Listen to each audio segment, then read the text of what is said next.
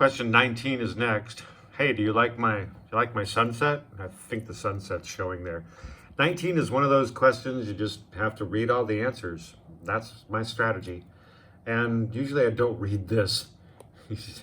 In which period did Japan experience both inflation at a rate of approximately 2% and deflation at a rate of approximately 2.5%?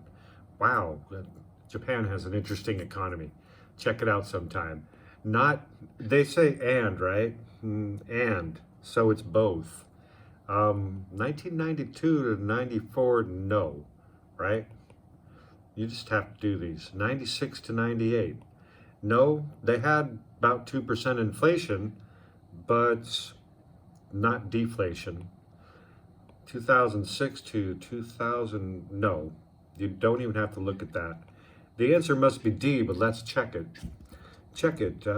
Yeah, 2008 to 2010, they had about 2% inflation, and then 2.5% deflation. Wow, that's not good.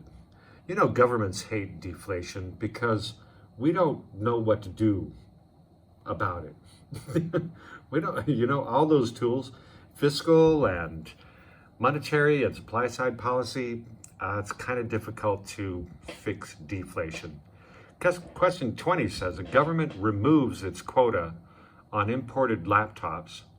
And hey, remember, a quota is a limit, and they removed it. These are one of these questions that I will read 2 times to make sure I answered it correctly. So here's our domestic supply. Of course, this is domestic demand. Here's the world price. I just draw a graph so I know what I'm doing.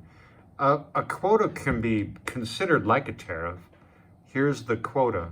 We'll only have this much. But now they removed the quota. So now there can be many more imports, right? They can charge their world price.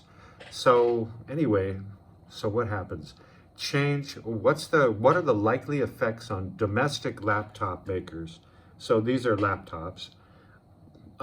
Their change in price their price will decrease, right? There was a quota, so they were at this price, and now they're at this price. So their price will decrease. The domestic laptop manufacturers' price will decrease, and the change in income will decrease. They're only going to sell this many. Before they were selling this quantity. Now they're selling this quantity. So there's only decrease and decrease. There's only answer 20A. Makes sense, right? I just treat a quota, you can graph a quota usually just like a tariff. And that's question 20.